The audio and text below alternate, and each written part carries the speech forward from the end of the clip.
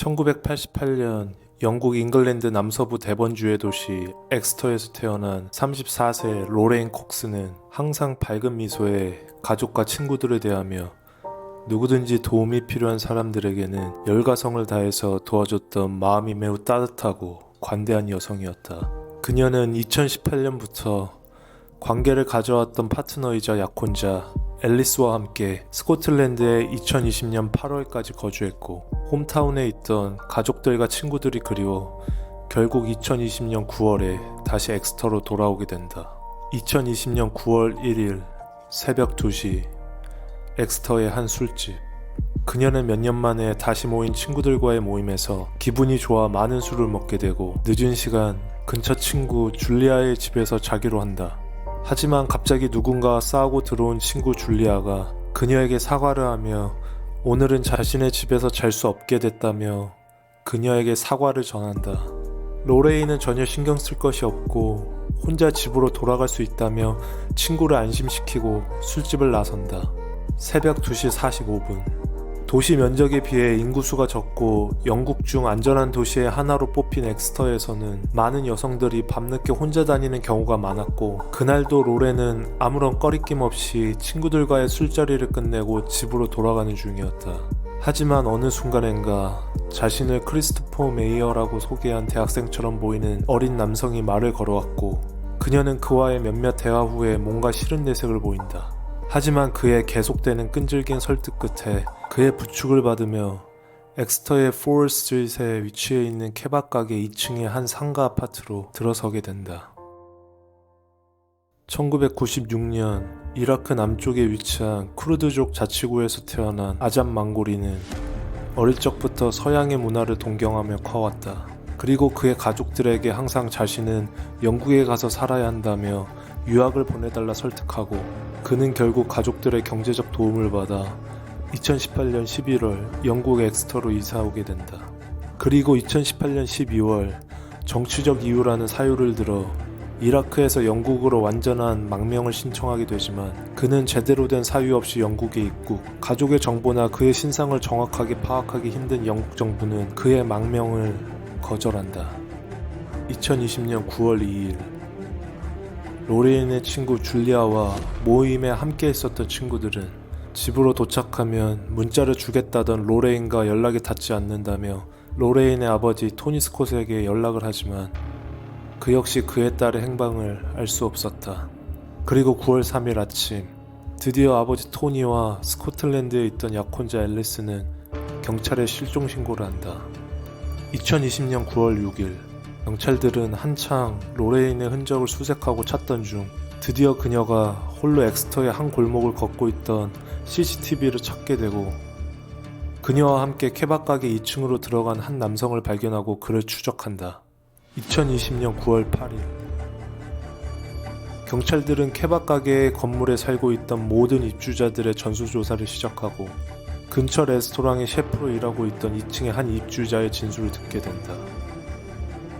그는 며칠 전부터 상가 건물 2층 복도에서 말도 안 되는 고약한 악취가 흘러나왔고, 그 악취는 한 입주자의 방에서 나왔다고 진술한다. 그리고 그 방에서 거주하고 있던 한 남성을 체포한다. 그의 이름은 크리스토퍼 메이어. 자신을 그냥 이라크에서 망명 온 노숙자라 소개한 그는 로레인과 함께 있었다는 혐의를 전면 부인한다. 그리고 자신은 동성 연애자이기 때문에 굳이 여성과 함께 집으로 들어갈 이유가 없고, 만약에 이 점을 이라크에 있는 가족들이 알게 된다면 그의 섹슈얼리티 때문에 돌에 맞아 죽을 것이라며 추방만은 피해달라며 애원한다. 하지만 후에 경찰은 그의 폰을 포렌식한 결과 크리스토퍼 자신이 그와 로레인이 함께 걸으며 성적인 대화를 직접 녹음한 음성 파일을 발견한다. 그리고 로레인이 그의 집으로 들어가기 2시간 전 그가 다른 남성 및 여성 매춘부와 연락한 사실을 발견해 그가 양성애자임을 확인한다. 그리고 경찰은 그의 실제 이름을 밝혀내는데 그는 약 2년 전 망명에 실패한 이라크 쿠르드족 출신의 아잠 망고리였다. 그가 체포된 다음날 경찰은 그의 아파트 뒷골목을 수색, 쓰레기통 깊숙이 파묻혀 있었던 2개의 가방을 발견, 그 가방 안에서 로레인의 것으로 보이는 팔과 다리를 발견한다. 그리고 사이로 엑스터에서 10km쯤 떨어져 있는 팀핏 힐이라는 숲이 우거진 지역 나뭇가지 더미 안에 그녀의 머리와 몸통을 발견한다. 하지만 시신이 너무 부패한 탓에 후에 검시관들은 정확한 사망 원인을 파악할 수 없게 된다. 정확히 9월 1일 그녀의 실종 이후 8일간의 수색 끝에 로레인은 사망한 채 가족 품으로 돌아오게 된다. 2021년 3월 24일 엑스터 카운티 법원. 다음에 나오는 모든 진술은 영국 동부 데본 뉴스의 편집장이자 기자인 베카 글리던의 공판 기록으로 재구성한 상황. 공판 판사 그레햄, 엑스터 카운티 검사 사이먼, 당뇨병 전문의 폴 맥넬리, 그리고 피고인 아잠의 진술들이다. 그녀의 사체를 검시한 결과 그녀의 식도에서 사건 당일 입고 있었던 티셔츠가 나왔습니다. 피고는 왜 그녀의 입에 티셔츠를 넣었나요? 우리는 서로 코카인을 하고 술을 몇 잔 마셨어요. 그리고 2번의 성관계를 가졌습니다. 그 이후에 저는 아무런 기억이 없어요. 다만 다음날 아침 잠에서 깼고 제 옆에 의식 없는 채 눈을 감고 있었던 그녀만 생각납니다. 그리고 그녀의 입에서 이상한 벌레 같은 게 기어나왔기 때문에 너무 무서웠어요. 그래서 어떻게든 그 벌레가 기어나오는 것을 막아야 한다 생각했습니다. 그래서 티셔츠로 입을 막았습니다. 당신은 그녀의 상태를 인지한 후 CPR을 시도했지만 구급차나 타인의 도움을 요청하지는 않았다고 했죠. 왜 그랬나요?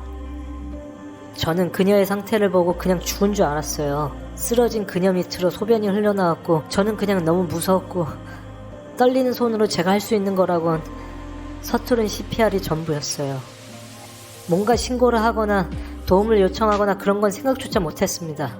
당신은 그녀의 시체와 함께 동거를 한 6일 동안 그녀인 척 페이스북을 해킹, 그녀의 폰 심카드를 이용해 그녀인 척 연기를 했습니다. 사실입니까? 사실입니다. 이유는요? 저는 그녀가 반드시 깨어날 거라고 믿었어요. 그리고 깨어날 때까지 그녀의 가족들이나 친구들에게 안심을 시켜줘야 한다고 생각했습니다. 그리고 겁이 났어요. 제가 죽인 것도 아닌데 저에게 살인조사가 들어올까봐. 저에게 그 6일은 말 그대로 생지옥이었습니다. 만약 제가 그녀가 앓고 있던 당뇨병을 미리 알고 있었더라면 마약을 하지 못하도록 막았을 거예요. 정말 그 점에 대해서는 아직까지 죄책감에 시달리고 있습니다.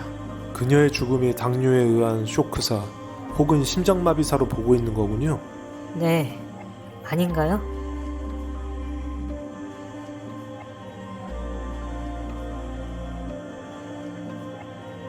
전문가적인 소견으로 보자면 그녀가 당뇨병의 결과로 사망할 확률이 있습니까? 결론부터 말씀드리자면 제1형 당뇨병의 결과로 그녀가 사망할 확률은 지극히 낮습니다.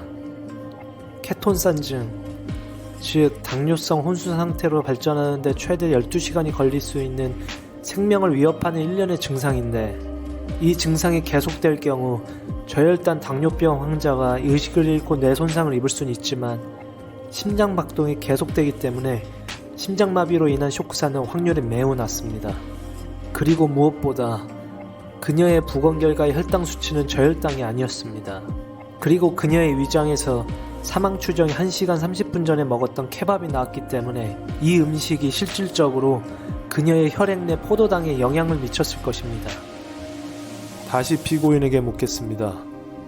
그녀의 사체는 왜 훼손하였나요? 아까 전에도 말씀드렸다시피 저는 그 6일 동안 생지옥을 겪었고 너무 무서웠어요. 저의 잘못도 아닌데 죽은 사람 때문에 제가 범인으로 몰릴 수 있다는 생각에 사체를 숨겨야 한다고 생각했습니다. 그럼 사체 훼손에 대해서는 인정하시는 거네요? 네, 인정합니다. 하지만 절대 그녀를 죽이진 않았어요. 한 가지만 더 묻죠.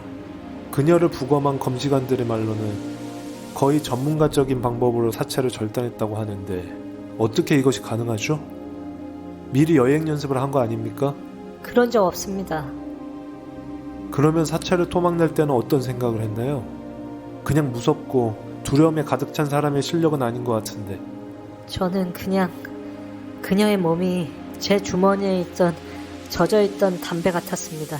뭐라고요? 그냥 젖은 담배 같다고만 생각했습니다. 2021년 3월 24일에 시작한 공판은 5주간 계속되었고 그는 배심원단의 결정에 의해 유죄를 판결받았다. 그리고 결국 그레햄 판사는 그에게 최소 20년형을 살아야 가석방을 받을 수 있는 무기징역을 선고한다. 하지만 그의 판결에 매우 불만족을 드러낸 로레인의 아버지 토니는 그레햄 판사가 아잠의 살인죄의 형량만 인정, 그녀 죽음 후의 사체훼손에 대한 형기는 포함시키지 않았다며 살인죄와 사체훼손의 형량을 합쳐서 판결해야 한다는 항의를 계속하고 있다.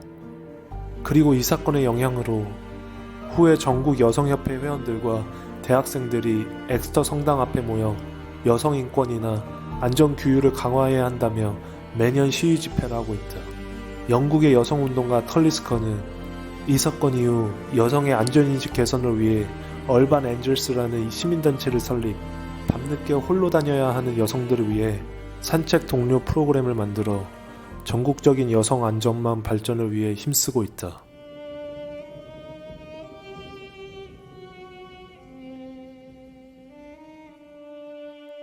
아잠 망고리는 6일 동안 그녀의 사체와 함께 생활하면서 그녀의 죽음 이틀째 되는 날 자신의 틱톡 계정에 하나의 영상을 찍어 올리는데 영상에는 그가 증기담배를 하며 헤비메탈 그룹 시스템 오브 다운의 노래 찹수이를 틀고 따라 부르는 장면이 나온다.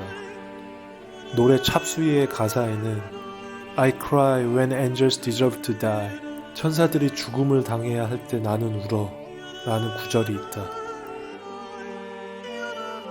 그녀의 심카드는 나중에 메리 아치스 도로 옆 골목길의 배수구에서 경찰에 의해 발견되었고 로레인이 사라진 후 며칠 동안 CCTV 영상에는 아잠 망고리가 검은색 쓰레기통, 플라스틱 시트, 개퍼 테이프, 공기청정기 및 히터를 구입하기 위해 도심으로 여러 번 이동하는 모습이 찍혔다. 아잠 망고리가 그녀인 척을 하고 친구들에게 메시지를 보낼 때 집요하게 위치를 물었던 약혼자 앨리스에게는 가운데 손가락에 이모티콘을 보내며 신경 쓰지 말라는 문자를 보내기도 했다. 아잠 망고리가 그녀를 살해하기 한 달 전, 그는 직접 손으로 무덤을 파는 방법을 단계별로 알려주는 가이드, 굴착 도구와 발굴된 땅의 이미지를 검색해본 결과가 경찰에 의해 발견된다. 그리고 포렌식한 그의 핸드폰에는 무릎이나 팔 등이 사고로 절단된 여러 인간 다리의 애니메이션, 허벅지암에 걸린 어린이의 무릎이 절단 이미지와 왼쪽 아래 다리 사진, 총 75,000장의 여러 절단된 사람 부위의 사진들을 갖고 있었다. 그리고 휴대폰에 남성, 여성, 트랜스젠더 매춘물들의 번호 22개가 저장되어 있었다. 경찰은 그가 전형적인 인간 신체 훼손을 보면 성적 흥분을 느끼는 신체 절단 애호증 환자라고 명명했다.